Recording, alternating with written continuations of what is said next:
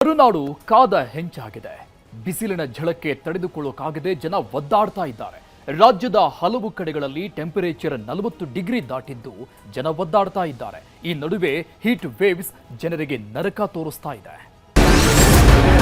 ಬಿಸಿಲು ಬಿಸಿಲು ಕಾದ ಹೆಂಚಾದ ಕರುನಾಡು. ಬೀಸುತ್ತಿದೆ ಬಿಸಿಗಾಳಿ, ಏನೇನು ಅಪಾಯ ಗೊತ್ತಾ? ಬಿಸಿಲು, ರಣ ಬಿಸಿಲು. ಮನೆ ಒಳಗೆ ಇರೋಕ್ಕಾಗಲ್ಲ, ಹೊರಗೆ ಕಾಲಿಡೋಕ್ಕೂ ಆಗಲ್ಲ. ಮನೆಯಲ್ಲಿದ್ರೆ ಸೆಕೆ, ಮನೆಯಿಂದ ಹೊರಗೆ ಹೋದ್ರೆ ಬಿಸಿಲು. ಸುಮ್ಮನೆ ಹೊರಗೆ ಬರುವಂತಿಲ್ಲ, ರಸ್ತೆಗಳಲ್ಲಿ ಯಾರೂ ಓಡಾಡೋ ಹಾಗಿಲ್ಲ. ಇದು ಕರುನಾಡಿನ ಜನಸಾಮಾನ್ಯರ ದಿನನಿತ್ಯದ ಪರಿಸ್ಥಿತಿ. ಹೌದು, ಕರುನಾಡು ಕಾದ ಹೆಂಚಿನಂತಾಗಿದೆ. ಇದೇ ವಾತಾವರಣದಲ್ಲಿ ಎಲ್ಲರೂ ವಿಲವಿಲ ಒದ್ದಾಡ್ತಾ ಇದ್ದಾರೆ. ಕರ್ನಾಟಕದ ದಕ್ಷಿಣ ಭಾಗದಲ್ಲಿ ಬಿಸಿಲು ತಡೆದುಕೊಳ್ಳುವುದಕ್ಕಾಗದೆ ಜನ ಬಾಯ್ ಬಡ್ಕೋತಾ ಇದ್ರೆ, ಉತ್ತರ ಕರ್ನಾಟಕದಲ್ಲಿ ಬಿಸಿಲಿನ ಅಬ್ಬರ ನರಕವನ್ನೇ ಸೃಷ್ಟಿಸಿದೆ.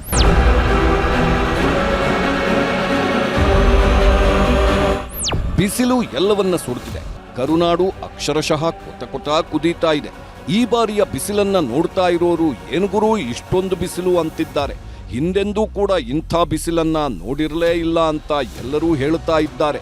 ರಾಜ್ಯದ ಉತ್ತರ ಒಳನಾಡು, ದಕ್ಷಿಣ ಒಳನಾಡು ಹಾಗೂ ಕರಾವಳಿ ಜಿಲ್ಲೆಗಳಲ್ಲಿ ಹಗಲಲ್ಲಿ ಬಿಸಿಲಿನ ಆರ್ಭಟ ಜೋರಾಗಿದ್ರೆ, ರಾತ್ರಿ ವೇಳೆ ಬಿಸಿಯ ಅಬ್ಬರ ಹೆಚ್ಚಾಗಿದೆ. ಆದ್ದರಿಂದ ಹಗಲು ಮಾತ್ರವಲ್ಲದೆ ರಾತ್ರಿಯಲ್ಲೂ ಜನ ಬಿಸಿಲಿನಿಂದ ತತ್ತರಿಸುವ ಹಾಗಾಗಿದೆ.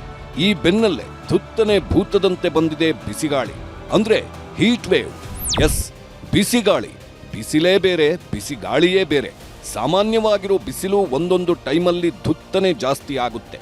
ಕೆಲವೇ ಕ್ಷಣಗಳಲ್ಲಿ 1-2 ಡಿಗ್ರಿ ಸೆಲ್ಸಿಯಸ್ ಹೆಚ್ಚಾಗಿ ಬಿಡುತ್ತೆ. ಇದನ್ನೇ ಬಿಸಿಗಾಳಿ ಅಥವಾ ಹೀಟ್ ವೇವ್ ಅಂತಾರೆ. ಇದೇ ಹೀಟ್ ವೇವ್ ಈಗ ರಾಜ್ಯವನ್ನ ಕಾಡುತ್ತಿದೆ. ಹೀಟ್ ವೇವ್ ಭಯ ರಾಜ್ಯವನ್ನ ಆತಂಕಕ್ಕೆ ತಳ್ಳಿದೆ.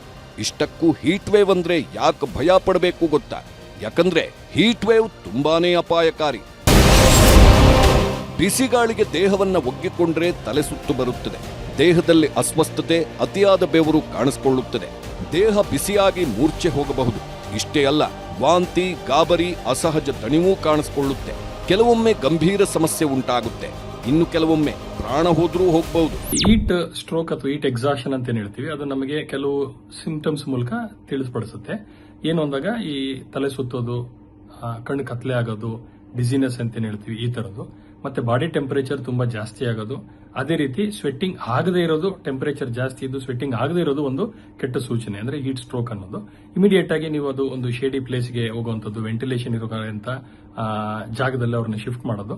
ಮತ್ತೆ ಈ ಕತ್ತು, ಕಂಕಳು ಮತ್ತೆ ತೊಡೆ ಭಾಗದಲ್ಲಿ ತಣ್ಣನೆ ಆದ ಕೋಲ್ಡ್ ಪ್ಯಾಕ್ಸ್ ಅಂತ ಹೇಳ್ತೀವಿ, ಅದನ್ನ ಇಡೋದ್ರಲ್ಲಿ ತುಂಬಾ ಹೆಲ್ಪ್ ಆಗುತ್ತೆ. But of course medical attention ಬೇಕಾಗುತ್ತೆ. ಆದಷ್ಟು ಬೇಗ ನಿಯರೆಸ್ಟ್ ಆಸ್ಪತ್ರೆಗೆ ಶಿಫ್ಟ್ ಮಾಡಬೇಕು. ಹೀಟ್ ವೇವ್ ನಿಜಕ್ಕೂ ಡೇಂಜರಸ್. ಆದ್ದರಿಂದ ಯಾವುದೇ ಲಕ್ಷಣಗಳು ಕಂಡು ಬಂದ್ರೆ ನಿರ್ಲಕ್ಷ್ಯ ಮಾಡಬಾರದು. ತಕ್ಷಣ ಹತ್ತಿರದ ಆಸ್ಪತ್ರೆಗೆ ಭೇಟಿ ನೀಡಿ ವೈದ್ಯರನ್ನ ಸಂಪರ್ಕಿಸಬೇಕು. ಹೀಟ್ ಸ್ಟ್ರೋಕ್ ತಡವಾಗಿ ಚಿಕಿತ್ಸೆ ಪಡೆದ್ರೆ ಗಂಭೀರ ಪರಿಣಾಮ ಉಂಟಾಗುವ ಸಾಧ್ಯತೆ ಇದೆ. ಆದ್ದರಿಂದ ಹೀಟ್ ವೇವ್ ಎಫೆಕ್ಟ್ನಿಂದ ದೂರ ಇರೋದೇ ಒಳ್ಳೆಯದು. ಇದು ಬೇಸಿಗೆ ಕಾಲ, ಆದರೂ ಇಷ್ಟೊತ್ತಿಗೆ ಕೆಲವೆಡೆ ಮಳೆ ಆಗಬೇಕಿತ್ತು. ಹಿಂದಿನ ಬಾರಿ ಈ ವೇಳೆ ಕೆಲವೆಡೆ ಮಳೆಯಾಗಿದ್ದ ಕಾರಣಕ್ಕೆ ಬಿಸಿಲ ತಾಪ ಈ ಬಾರಿಯಷ್ಟು ಇರಲಿಲ್ಲ. ಒಂದು ವೇಳೆ ಮಳೆ ಬಂದ್ರೆ ಬಿಸಿಲು ಮತ್ತು ಬಿಸಿಗಾಳಿಯ ಪರಿಣಾಮ ಕಡಿಮೆ ಇರಲಿದೆ. ಅಂದ್ಹಾಗೆ ಅಭಿವೃದ್ಧಿ ಹೆಸರಿನಲ್ಲಿ ಕಾಂಕ್ರೀಟೀಕರಣ ಆಗ್ತಾ ಇರೋದು, ಗಿಡ ಮರ ಕಡಿದು ಅರಣ್ಯ ನಾಶವಾಗ್ತಾ ಇರೋದು, ಪರಿಸರ ಕಾಳಜಿಯನ್ನ ಎಲ್ಲರೂ ಮರೀತಾ ಇರೋದೇ ಬಿಸಿಲು ಮತ್ತು ಬಿಸಿಗಾಳಿಯ ಅವಾಂತರಕ್ಕೆ ಕಾರಣ ಅನ್ನೋದು 100% ನಿಜ. ಹೀಟ್ ವೇವ್ ಜನರನ್ನ ಹೆಚ್ಚಾಗಿ ಕಾಡುತ್ತಿದೆ. ಆದ್ದರಿಂದಲೇ ಹೀಟ್ ವೇವ್ನಿಂದ ಜನರನ್ನ ರಕ್ಷಿಸುವುದಕ್ಕಾಗಿ ಸರ್ಕಾರ ಕೆಲವೊಂದು ಕ್ರಮಗಳನ್ನು ಕೈಗೊಂಡಿದೆ. ರಾಜ್ಯದ ಎಲ್ಲ ಜಿಲ್ಲಾ, ತಾಲೂಕು ಮತ್ತು ಸಮುದಾಯ ಆರೋಗ್ಯ ಕೇಂದ್ರಗಳಲ್ಲಿ ಪ್ರತ್ಯೇಕವಾಗಿ ಹೀಟ್ ಸ್ಟ್ರೋಕ್ ಮ್ಯಾನೇಜ್ಮೆಂಟ್ ರೂಮ್ಗಳನ್ನು ಆರಂಭಿಸಲು ಕಟ್ಟುನಿಟ್ಟಿನ ಆದೇಶ ಹೊರಡಿಸಿದೆ. ಎಲ್ಲ ಸರ್ಕಾರಿ ಆಸ್ಪತ್ರೆಗಳಲ್ಲಿ ಹೀಟ್ ಸ್ಟ್ರೋಕ್ ಮ್ಯಾನೇಜ್ಮೆಂಟ್ ರೂಮ್ ಸ್ಥಾಪನೆ ಕಡ್ಡಾಯವಾಗಿದೆ. ಏಪ್ರಿಲ್ 1ರಿಂದ ಮೇ 31ರವರೆಗೆ ಹೀಟ್ ಸ್ಟ್ರೋಕ್ ಮ್ಯಾನೇಜ್ಮೆಂಟ್ ರೂಮ್ ಸಕ್ರಿಯವಾಗಿರಬೇಕು. ಪ್ರತಿಯೊಂದು ಕೇಂದ್ರದಲ್ಲಿ 2 ಹಾಸಿಗೆಗಳಿರಬೇಕು. ಪ್ರತಿಯೊಂದು ಕೇಂದ್ರದಲ್ಲಿ ಅಗತ್ಯ ಔಷಧಿಗಳು ಸಿಗಬೇಕು. ತರಬೇತಿ ಪಡೆದ ಸಿಬ್ಬಂದಿಯನ್ನ ಕೇಂದ್ರದಲ್ಲಿ ನಿಯೋಜನೆ ಮಾಡಬೇಕು. ಫ್ಯಾನ್, ಐಸ್ ಕ್ಯೂಬ್, ಅಗತ್ಯ ವಸ್ತುಗಳನ್ನು ಒದಗಿಸಬೇಕು. ಎಲ್ಲ ಆಸ್ಪತ್ರೆಗಳು ಇದನ್ನ ಕಡ್ಡಾಯವಾಗಿ ಪಾಲಿಸಬೇಕು ಅಂತ ಸರ್ಕಾರ ಹೇಳಿದೆ. ಮೊದಲನೇದಾಗಿ ಹೀಟ್ ಸ್ಟ್ರೋಕ್ ಇಂದ ನಾವು ಪಾರಾಗೋದು ಅಂದಾಗ ಅದು ಪ್ಲಾನಿಂಗು ಮೊದಲನೇದು ಎಕ್ಸ್ಪೋಜರ್ ಕಡಿಮೆ ಮಾಡ್ಕೊಳ್ಳೋದ್ರ ಬಗ್ಗೆ ನಾವು ಗಮನ ಹರಿಸಬೇಕು. ಅಂದ್ರೆ ಸುಮಾರು 11 ಗಂಟೆಯಿಂದ ಸಂಜೆ 4 ಗಂಟೆವರೆಗೂ ಹೊರಗಡೆ ಹೋಗದಂಗೆ ನೋಡ್ಕೊಳ್ಳೋದು ಆದಷ್ಟು ಒಳ್ಳೆಯದು. ಹೋಗ್ಲೇಬೇಕು ಅಂದಾಗ ಅದಕ್ಕೆ ಪ್ರೊಟೆಕ್ಟಿವ್ ಕ್ಲೋದಿಂಗ್ ಅಂತ ಏನ್ ಹೇಳ್ತೀವಿ, ಅಂದ್ರೆ ಲೆನಿನ್ ಬಟ್ಟೆಗಳು, ಖಾದಿ ಬಟ್ಟೆಗಳು, ಇಂಥವು ಒಳ್ಳೆ ಉಡುಪುಗಳನ್ನ ನಾವು ಉಪಯೋಗಿಸಬೇಕು. ಒಂದು ಕ್ಯಾಪು, ಹ್ಯಾಟು ಅಥವಾ ಕೊಡೆ, ಛತ್ರಿಯನ್ನ ನಾವು ಉಪಯೋಗಿಸಬೇಕು. ಎರಡನೇದು, ಮನೆಯಲ್ಲಿ ಹೀಟ್ ಒಳಗಡೆ ಬರದಂಗೆ ಸ್ಕ್ರೀನ್ಗಳು ಹಾಕೊಳ್ಳುವಂಥದ್ದು, ಕ್ರಾಸ್ ವೆಂಟಿಲೇಷನ್, ಫ್ಯಾನ್ ಯೂಸ್ ಮಾಡೋದು, ಕೂಲರ್ಸ್ ಯೂಸ್, ಇವೆಲ್ಲ ಒಂದು ರೀತಿ ಆದಾಗ ಎಸಿ ಅನ್ನೋದು ಖಂಡಿತವಾಗ್ಲೂ ಹೆಲ್ಪ್ ಮಾಡುತ್ತೆ. ಬಟ್ ನಮ್ಮನೇಲಿ ಆ ರೀತಿ ಫೆಸಿಲಿಟಿ ಇಲ್ಲ ಅಂತ ಹೇಳಿದಾಗ ಪಬ್ಲಿಕ್ ಪ್ಲೇಸಸ್, ಮಾಲ್ಗಳು, ಲೈಬ್ರರಿಗಳು, ಇಂಥ ಕಡೆ ನಾವು ಆ ಟೈಮಲ್ಲಿ ಕಾಲ ಕಳೆಯೋದು ಬಹಳ ಉತ್ತಮ. ಮಕ್ಕಳುಗಳನ್ನ ಹೆಚ್ಚಾಗಿ ಆ ಟೈಮಲ್ಲಿ 11ರಿಂದ 4 ಗಂಟೆ ಸಂಜೆವರೆಗೂ ಹೊರಗಡೆ ಬಿಡದೇ ಇರೋದು ಉತ್ತಮ. ಹೀಟ್ ಸ್ಟ್ರೋಕ್ ಮ್ಯಾನೇಜ್ಮೆಂಟ್ ರೂಮ್ನಲ್ಲಿ ವೈದ್ಯರು ಮತ್ತು ಸಿಬ್ಬಂದಿಗೆ ಹೀಟ್ ಸ್ಟ್ರೋಕ್ ನಿರ್ವಹಣೆಯ ತರಬೇತಿ ನೀಡಲಾಗಿರುತ್ತೆ. ಎಲ್ಲ ಮಾಹಿತಿಯನ್ನ IHIP ಪೋರ್ಟಲ್ನಲ್ಲಿ ಅಪ್ಡೇಟ್ ಮಾಡಲಾಗುತ್ತೆ. ಎಲ್ಲರೂ ತುರ್ತು ಪರಿಸ್ಥಿತಿಯಲ್ಲಿ ತಕ್ಷಣ ಸ್ಪಂದಿಸುವ ಕೌಶಲ್ಯವನ್ನ ಪಡೆದುಕೊಂಡಿರುತ್ತಾರೆ. ಇಷ್ಟೇ ಅಲ್ಲ, ಬಿಸಿಲ ತಾಪದಿಂದ ಸುಸ್ತಾದವರಿಗೆ ಆಸ್ಪತ್ರೆಯ ಆವರಣದಲ್ಲಿ ORS ಕೇಂದ್ರಗಳನ್ನೂ ತೆರೆಯಲಾಗುತ್ತೆ. ಈ ಮೂಲಕ ಹೀಟ್ ವೇವ್ ವಿರುದ್ಧ ಸರ್ವಸನ್ನದ್ಧವಾಗಿದೆ ರಾಜ್ಯ ಆರೋಗ್ಯ ಇಲಾಖೆ. ಸರ್ಕಾರವೇನೋ ಹೀಟ್ ವೇವ್ ವಿರುದ್ಧ ತಾನು ಏನು ಕೆಲಸ ಮಾಡಬೇಕೋ ಅದನ್ನ ಮಾಡುತ್ತಿದೆ. ಸಾರ್ವಜನಿಕರು ತಮ್ಮ ರಕ್ಷಣೆಗೆ ಕೆಲವೊಂದು ಕ್ರಮಗಳನ್ನು ಕೈಗೊಳ್ಳಬೇಕು. ಹೀಟ್ ವೇವ್ನಿಂದ ಪಾರಾಗಲು ಅಗತ್ಯ ಎನಿಸಿದಾಗ ನೀರು ಸೇವನೆ ಮಾಡಬೇಕು. ಜಂಕ್ ಫುಡ್ನಿಂದ ಸಾಕಷ್ಟು ದೂರವಿರಬೇಕು. ಆದಷ್ಟು ಉಪ್ಪಿನಾಂಶ ಇರೋ ಮಜ್ಜಿಗೆ ಕುಡಿಬೇಕು. ಎನರ್ಜಿ ಡ್ರಿಂಕ್ ಕುಡಿಯದೇ ಇದ್ರೆ ಒಳ್ಳೆಯದು. ಸಡಿಲವಾದ ಹತ್ತಿ ಬಟ್ಟೆ ಧರಿಸಬೇಕು.